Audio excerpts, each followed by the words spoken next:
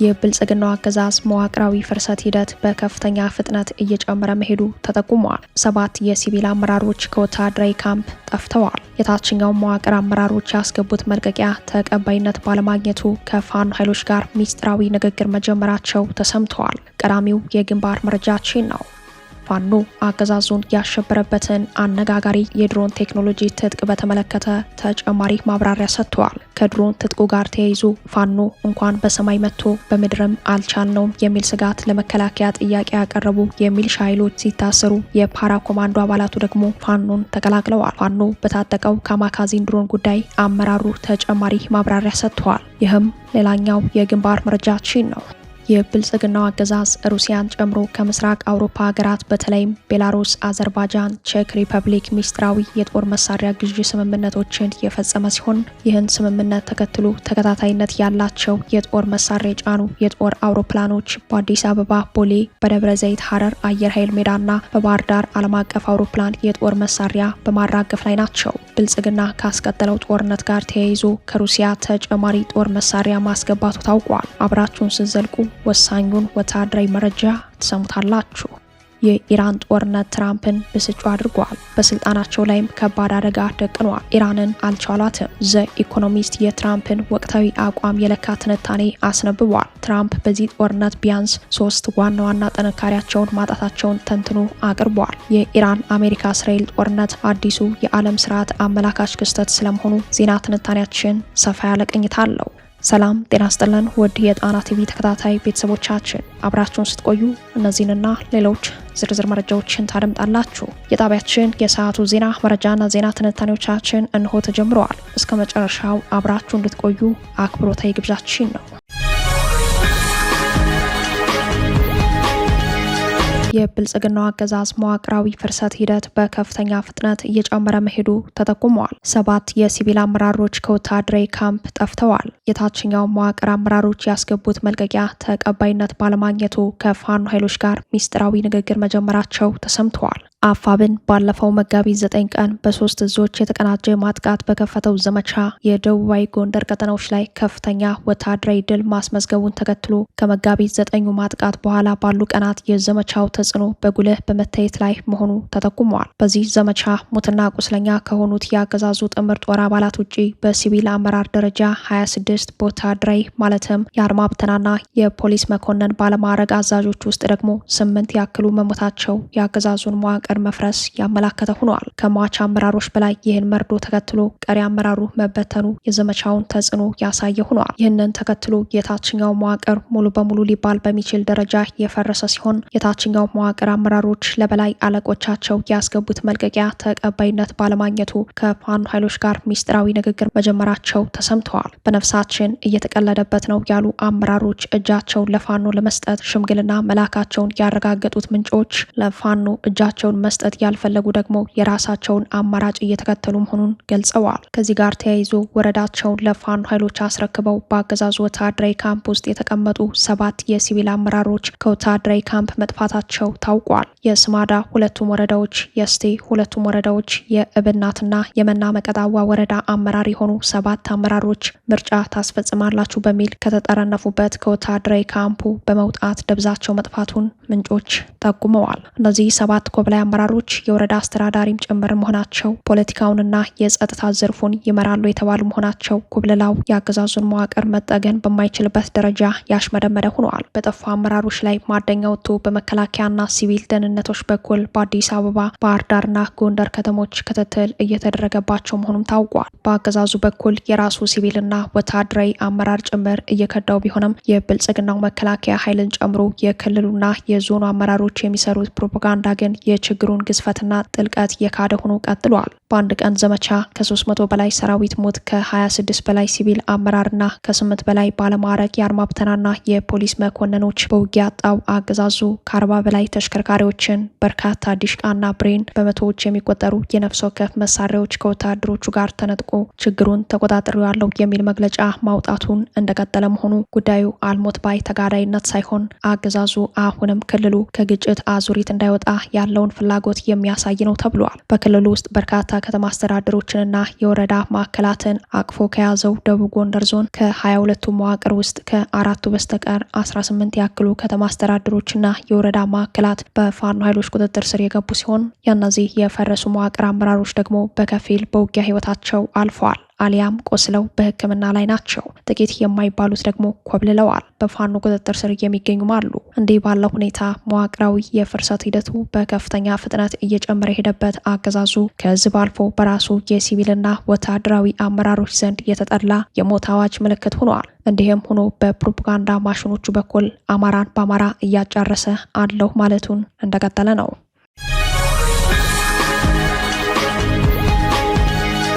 ፋኖ አገዛዙን ያሸበረበትን አነጋጋሪ የድሮን ቴክኖሎጂ ትጥቅ በተመለከተ ተጨማሪ ማብራሪያ ሰጥተዋል። ከድሮን ትጥቁ ጋር ተያይዞ ፋኖ እንኳን በሰማይ መጥቶ በምድርም አልቻልነውም በሚል ስጋት ለመከላከያ ጥያቄ ያቀረቡ የሚሊሻ ኃይሎች ሲታሰሩ፣ የፓራ ኮማንዶ አባላቱ ደግሞ ፋኖን ተቀላቅለዋል። በሌላ በኩል ብልጽግና ካስቀጠለው ጦርነት ጋር ተያይዞ ከሩሲያ ተጨማሪ ጦር መሳሪያ ማስገባቱ ታውቋል። RA3637 የተባለ ካርጎ የጦር መሳሪያ የጫነ የጦር አውሮፕላንና የጎን ቁጥሩ A300 BU ተብሎ የተመዘገበ ሌላ የጦር መሳሪያ የጫነ የጦር አውሮፕላን ከሩሲያ ወደ አዲስ አበባ ገብተዋል። ከሩሲያ አዲስ አበባ የገባው የሩሲያው የዋግነር ቡድን የጦር አመላላሽ አውሮፕላን ሳይሆን እንዳልቀረ በወታደራዊ መረጃው ላይ ተመላክተዋል። ከሩሲያ የተጫነው የጦር መሳሪያ በአዲስ አበባና በደብረ ዘይት ሀረር አየር ኃይል ሜዳ ከመራገፉ በተጨማሪ ወደ ሌላኛው የብልጽግና መሳሪያ አስታጣቂ የተባበሩት አረብ ኤምሬትስም ገብተዋል። የብልጽግናው አገዛዝ ሩሲያን ጨምሮ ከምስራቅ አውሮፓ ሀገራት በተለይም ቤላሩስ፣ አዘርባይጃን፣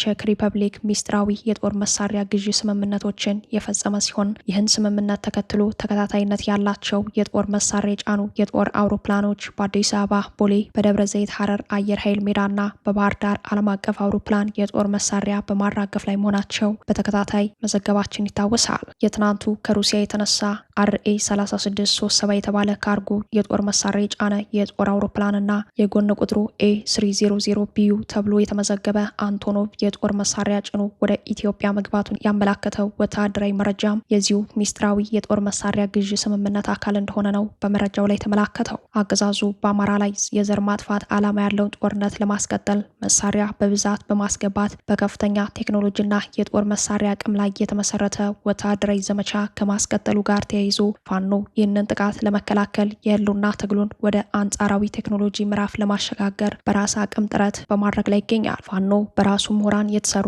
ካማካዚ ድሮኖችን ጨምሮ ሌሎች ዘመናዊ የጦር ቴክኖሎጂዎችን መታጠቅ መጀመሩ ወታደራዊ አቅሙ ማደጉ አመላካች ነው ተብሏል። በአውደ ውጊያው ወታደራዊ የበላይነትን ለመያዝም ወሳኝ ምዕራፍ ላይ መሆኑን ያሳያል የሚሉት የወታደራዊ ጉዳይ አስተያየት ሰጪዎች ይህ አቅም ሚስጥራዊነቱን ጠብቆ በሁሉም ቀጠናዎች ተደራሽ መሆን እንዳለበት ይመክራሉ።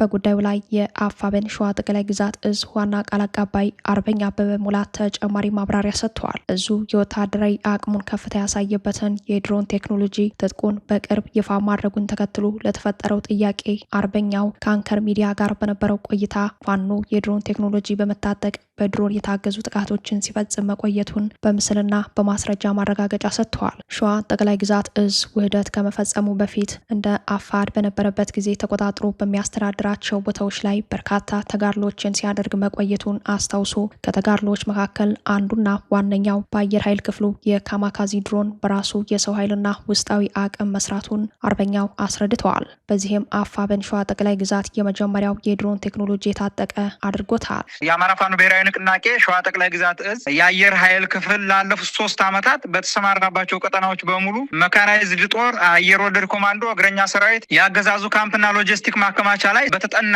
መልኩ ጥቃቶችን ፈጽመናል። እንግዲህ የሸዋ ጠቅላይ ግዛት እዝ ከትግሉ መታወጅ ማግስት ጀምሮ የጠላት ኃይል ለመምታት የተጠቀመበትና በአማራ ፋኖ ትግል ውስጥ የመጀመሪያው የሆነውን የድሮን ቴክኖሎጂ በመታጠቅ በርካታ ድሎችን ሲያስመዘግብ የቆየ ቢሆንም የወገንን ጦርን ተገማችነት ለማራቅ በሚል በሚስጥር ተይዞ ቆይቷል። ይታወቃል። እያንዳንዱ ነገር ሚስጥራዊ ነው። ወታደራዊ የሆኑ እንትኖች እነሱ ይፋ አይሆኑም። አሁንም ይፋ ያላደረግናቸው በሚስጥር ነክ ተቀምጠው የሚቆዩ በታሪክ ደረጃ ለትውልድ የሚተላለፉ በዚህ ትግል አውድ ውስጥ ምርጥ የምንለው አሻራችን ስለሆነ በዛ መልኩ ይቀጥላል ማለት ነው። የአማራ ፋኖ ትግል ይፋዊ አንድነት መታወጅና ወጥ ድርጅት መዋቅሮች ከመፍጠራቸው ባሻገር በድርጅታችን የአማራ ፋኖ ብሔራዊ ንቅናቄ ቴክኖሎጂና ምህንድስና መምሪያ ክፍል ዘርፍ መኖሩን ታሳቢ በማድረግ ነው እንግዲህ ለመላው የህዝባችን እና ታጋዩ ሰራዊታችን እንዲሁም ደጋፊዎቻችን ይፋ ማድረግ አስፈላጊ ሆኖ ስላገኘ ነው ይፋ ያደረግነው። በዚህ ውስጥ የጦር ጠበብቶችን፣ መሐንዲሶችን፣ መምህራኖችን፣ ጋዜጠኞችን፣ ዶክተሮችንና ተመራማሪዎችን እንዲሁም ታላላቅ ምሁራኖችን አቅፎ የአማራን ትግል በፊት አውራሪነት እየታገለና እያታገለ የሚገኘው እንግዲህ በአርበኛ መከታው ማሞ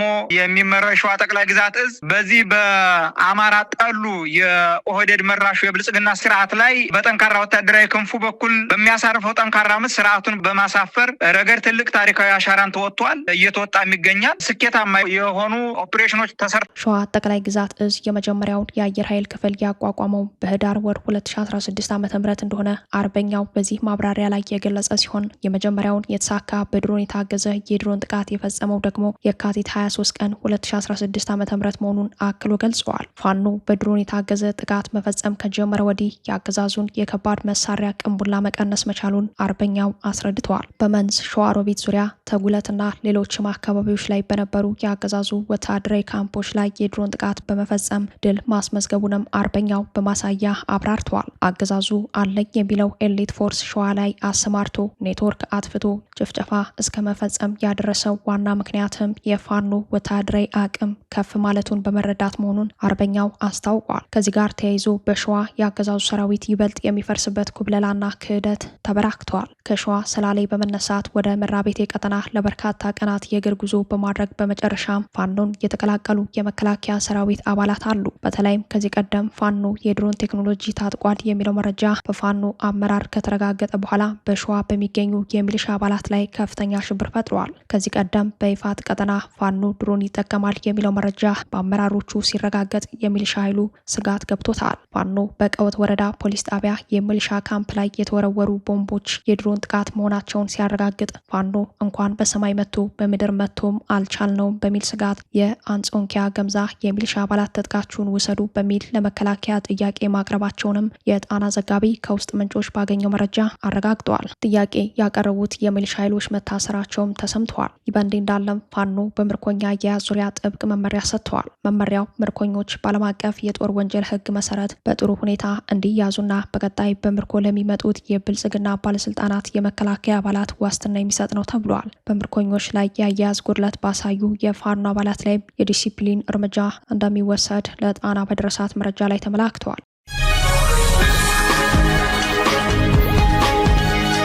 የትግራይ ጊዜያዊ አስተዳደር ፕሬዝዳንት ሌተናል ጄኔራል ታደሰ ወረደ የአማራ ህዝብ የማንነትና ወሰን ጥያቄ በሚያነሳበት ራያ አላማጣ ላይ ተገኝተዋል። በሌላ በኩል በትግራይ የጄኔራሉ ወታደራዊ ትዕዛዝና መመሪያ በቀጥታ መፈጸም ጀምረዋል። ወላጆች በልጆቻቸው የፖለቲካ አቋም ምክንያት በጥይት እንደተገደሉ ተሰምተዋል። የትግራይ ጊዜያዊ አስተዳደር ፕሬዝዳንት ሌተናል ጄኔራል ታደሰ ወረደ የአማራ ህዝብ የማንነትና ወሰን ጥያቄ በሚያነሳበትና የወሎ ቤት አማራ ታሪካዊ ርስት በሆነው ራያ አላማጣ ላይ ተገኝተዋል። ጄኔራሉ አላማጣ ከተማ ታማኝ ደጋፊዎች ናቸው ከተባሉ ሰዎች ጋር ውይይት ሲያደርጉ መዋላቸውን የጣና ምንጮች አረጋግጠዋል። ስብሰባው የፖለቲካና ወታደራዊ ትርጉም ተሰጥቶታል። በዛሬው ዕለት መጋቢት 12 ቀን የትግራይ ጊዜያዊ አስተዳደር ፕሬዝዳንት ሌተናል ጄኔራል ታደሰ በአላማጣ ከተማ ተገኝተው ከተመረጡ ደጋፊዎቻቸው ጋር ውይይት ሲያደርጉ መዋላቸውን ሰምተናል። ከፕሪቶሪያው ስምምነት በኋላ በኮማንድ ፖስት ይመራ የነበረው የራያ ቀጠና ከጥር 19 ቀን 2018 ወዲህ ብልጽግና ኮማንድ ፖስቱን ካፈረሰ በኋላ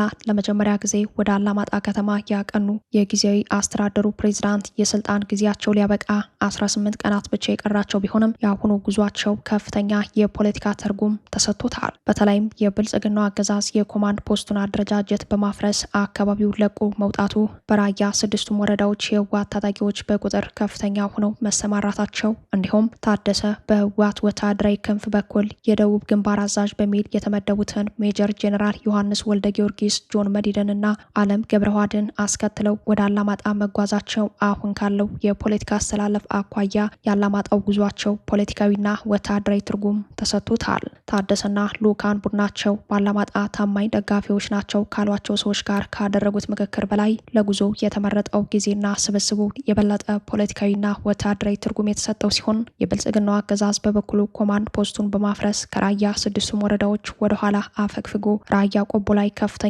የሰራዊት ክምችት በማድረግ ለከባድ መሳሪያዎች መትከያ የሚሆኑ ምሽጎችን እንደቆፈረ ይታወቃል። ይህ በእንዲህ እንዳለ በትግራይ ወላጆች ልጆቻቸው ህወሓትን ተቃውመዋል በሚል በጥይት መገደላቸው ተሰምተዋል። አዲግራትና ሽሬ አካባቢ ወላጆች በልጆቻቸው የፖለቲካ አቋም ምክንያት በጥይት መገደላቸውን መረጃዎች አመላክተዋል። ይህንን ተከትሎ እድሜያቸው የደረሱ ልጆች ያሏቸው ወላጆች ጭንቀት ውስጥ ገብተዋል። ህወሓት ከገጠመው ወታደራዊ ኩብለላና ከተዘጋጀበት ጦርነት ጋር ተያይዞ ተከታታይ ትዕዛዝ በመስጠት ትዕዛዙን በማስፈጸም ሂደት ላይ ነው። ጀኔራል ምግበ ኃይሌና ጀኔራል አብርሃ ተስፋዬ በሁለት አውድ በሽሬ ከተማ ከታጣቂ አዛዦች ጋር ወታደራዊ ስብሰባ ካደረጉ በኋላ ትዕዛዝ ማውረዳቸው ይታወቃል። ጀኔራሎቹ ያወረዱት ትዕዛዝ የግዳጅ ቀጠና በሚጠፉ ታጣቂ ቤተሰቦች ላይ የሚወሰደውን እርምጃ የተመለከተ ነው። በርካታ የህወሓት ታጣቂዎች ከግዳጅ ቀጠና እየጠፉ መሆናቸውን ተከትሎ ብርጋዴር ጄኔራል ምግበ በሽሬ የህወሓት ታጣቂ አዛዦችን በመሰብሰብ ከግዳጅ ቀጠና በሚጠፉ ቤተሰቦች ላይ እርምጃ እንደሚወሰድ ባስጠነቀቁ ማግስት ወላጆች በኮበለሉና በጠፉ ልጆቻቸው ምክንያት በጥይት ተገድለዋል። ትዕዛዙን በማስፈጸም ሂደት ላይ እንቅፋት ይሆናሉ የተባሉት እርምጃ እየተወሰደባቸው መሆኑን ለጉዳዩ የቀረቡ ምንጮች ጠቁመዋል። በቀዳሚነት ልጆቻቸው ከግዳጅ ቀጠና የኮበለሉ ወላጆች ሁለት አማራጭ ብቻ እንደቀረበላቸውም በመረጃው ላይ ተመላክተዋል። አንደኛው አማራጭ የኮበለለ ልጃቸውን የሚተካ ልጅ መስጠት ሲሆን፣ ሁለተኛው ደግሞ ልጅ የማይሰጡ ከሆነ ከፍተኛ ገንዘብ እንዲከፍሉ ማስገደድ ነው። ሁለቱንም አለማድረግ አይቻልም። ትዕዛዙን ያልፈጸሙ በተለይም ለድርጅቱ አደጋ ይሆናሉ በተባሉ ወላጆች ላይ እርምጃ እስከ መውሰድ የደረሰ መሆኑ በወላጆች ላይ ስጋት ደቅነዋል። በጉዳዩ ላይ ኮሚቴ ተቋቁሞ ከላይ እስከታች ድረስ የዘመቻ ምክት ፕሮግራም የጦርነት አጀንዳዎችን ይዞ በስፋት በመከናወን ላይ ከመሆኑ ጋር ተያይዞ ውጥረቱ ጨምረዋል። የኢራን ጦርነት ትራምፕን ብስጩ አድርጓል። በስልጣናቸው ላይም ከባድ አደጋ ደቅኗል። ኢራንን አልቻሏትም። ዘ ኢኮኖሚስት የትራምፕን ወቅታዊ አቋም የለካ ትንታኔ አስነብበዋል። ትራምፕ በዚህ ጦርነት ቢያንስ 3 ዋና ዋና ጥንካሬያቸውን ማጣታቸው አመላክተዋል። ታዋቂው ተነባቢ መጽሔት ዘ ኢኮኖሚስት 22ኛ ቀኑን የደፈነው የኢራን አሜሪካ እስራኤል ጦርነት የፕሬዝዳንት ዶናልድ ትራምፕን ባህሪ ቀይሮ ሙሉ ለሙሉ ብስጩና ተናዳጅ አድርጓቸዋል ይላል። የብስጭታቸው ምክንያትም ድል ያጡበት ጦርነት ማካሄዳቸው መሆኑን ተንትነዋል። መጽሔቱ የዘመቻውን ስም ቀይሮ ጭፍን ቁጣ ሲል መጥራቱ ትኩረት ስቧል። ፌብሩዋሪ 28 ወይንም በኢትዮጵያ የዘመን ቀመር የካቲት 21 ቀን ንጋት ላይ የተጀመረው ጦርነቱ ለትራምፕ የማይዋጥበት ደረጃ ላይ መድረሱን የአሜሪካ የአመራር አቅም መፈተኑንም መጽሔቱ አስገራሚ ትንታኔ አስነብቧል። የመካከለኛው ምስራቅና ዓለም ከሚሸከመው በላይ ጦርነቱ ከመራዘሙ በተጨማሪ ትራምፕን ወደ ስልጣን ያመጣው ኃይል ውስጥ ችግር መፍጠሩን ዘገባው አመላክቷል። የትራምፕ አስተዳደር በዘመቻው አሜሪካ ድል ማድረጓን ቢናገርም መሬት ላይ ያለው እውነት ግን ኢራንን ለማንበርከክ የተከፈተው ጦርነት በተቃራኒው የትራምፕ ፕሬዝዳንታዊ ስልጣንን የሚያዳክምና ከቀን ወደ ቀን ፕሬዝዳንቱን እያበሳጭ ያለ ጉዳይ መሆኑን ዘ ኢኮኖሚስት ዘግቧል። ዘገባው ትራምፕ የነበራቸውን 3 ጥንካሬ በዚህ ጦርነት ማጣታቸውን አመላክተዋል። አንደኛ፣ ትራምፕ የሚፈልጉትን የዓለም ትርክት ወይንም ናሬቲቭ በተሳካ ሁኔታ ሲያስፈጽሙ እንደነበሩ በማስታወስ አሁን ላይ ነገሮች ከእርሳቸው ትርክት ውጭ ስለሆኑ ይህንን ጥንካሬ አጥተዋል ብለዋል። ሁለተኛ፣ ጦርነቱን ተከትሎ የነዳጅ ዋጋ $110 መሻገሩና የአፈር ማዳበሪያ ገበያ ከስራ ውጭ መሆኑ የትራምፕ የጦርነቱን ትርክት እንዳይሆን ማድረጉ ነው። የነዳጅ ጉዳይ በትዊተርና በትሩዝ ሶሻል መልእክቶች ሊሸፈን በሌላ መልኩ እውነታ ሊወጣለት አለመቻሉን ትራምፕ በመረዳታቸው ፕሬዝዳንቱን ለብስጭትና ተናዳጅነት ዳርጓቸዋል ይላል የዘ ኢኮኖሚስት ትንታኔ። የትራምፕ ፕሬዝዳንታዊ የምርጫ ቅስቀሳም ሆነ የተመረጡበት ዋነኛ ዓላማ ኢኮኖሚና ፖለቲካ ላይ ያጠነጠነ መሆኑን ያስታወሰው ዘገባው ፕሬዝዳንቱ በዚህ ጦርነት የኢኮኖሚና ፖለቲካ ዋነኛ መሳሪያቸውን አጥተዋል ብለዋል። ሶስተኛው የሰላም መሪ የድርድር ሰው መሆናቸው ሰላም ፈጣሪ ተደርገው መሳላቸው 3 ሳምንት በደፈነው ጦርነት ራሳቸውን ከሚገልጹት ስብዕና በተቃራኒ መሆናቸውን መጽሔቱ በትንታኔው አስነብበዋል። ፕሬዚዳንቱ መጠነኛ ዘመቻ ነው በሚል የገለጹት የኢራን ዘመቻ አሁን $200 ቢሊዮን የጠየቀበት ግዙፍ ጦርነት መሆኑ እውነታው ፈጦ መውጣቱ በእርግጥም ትራምፕን አላስደሰተም። ትራምፕ ከሌሎች ፕሬዚዳንቶች በተለየ ፓርቲያቸው ላይ ያላቸው ፍጹም የበላይነት ቁጥጥርና ድጋፍን ጦርነቱ ስላሳጣቸው ብስጭት ውስጥ መሆናቸውን ዘ ኢኮኖሚስት በትንታኔው ላይ አመላክተዋል። የማጋ ወይንም ሜክ አሜሪካን ግሬት አጌን የሚለው የትራምፕ ፖለቲካዊ መሰረት መሰነጣጠቅ መጀመሩ እንደ ታከር ካርልሰን ያሉ አንቂዎች ጉዳዩ አሜሪካን ሳይሆን እስራኤልን የማስቀደም አድርገው መግለጻቸው ለትራምፕ ሌላኛው የብስጭት ምክንያት መሆኑን ዘገባው አትተዋል። አብዛኛው የትራምፕ ደጋፊ ፕሬዚዳንቱ አዲስ ጦርነት እንደማይከፈት በምርጫ ቅስቀሳው ይዘውት የቀረቡትን መርህ መካዱን በማመኑ ቁጣው ከፍ ብሎ ታይተዋል። በመጨረሻም የአሜሪካን ባላንጣ ወይም ብርቱ ተፎካካሪ የሆኑት ሩሲያና ቻይና ከዳር ሆነው በዚህ ጦርነት ተጠቃሚ መሆናቸው የትራምፕ ጦርነት ውድቀት ማሳያ መሆኑን ዘገባው አትተዋል። ከዚህ አንጻር ትራምፕ ለአሜሪካ አደጋ በማዋለዳቸው ጭንቀት ውስጥ ገብተው ይገኛሉ ብለዋል። በጦርነቱ የትራምፕ አስተዳደር ዲፕሎማሲያዊ መውጫ ካላበጀ መዘዙ አስከፊ ነው ተብሏል። ክቡራትና ክቡራን ቤተሰቦቻችን ለሰዓቱ የተሰናዱት መረጃዎቻችን የተከታተሏቸውን ይመስሉ ነበር። አብራችሁን ስለቆያችሁ ልባዊ ምስጋናችን ድረሳችሁ እያልን የጣና ቲቪ ወቅታዊ ዜናዎች፣ ትንታኔዎችና ልዩ ልዩ ፕሮግራሞች እንዲደርሷችሁ ቻናላችን ሰብስክራይብ በማድረግ ቤተሰብ ይሁኑ። በተሳትፎው የትግል ሚዲያውን እንዲያጠናክሩ ጥሪያችን እናቀርባል። ጣና ቲቪ ከሀቅ ጋር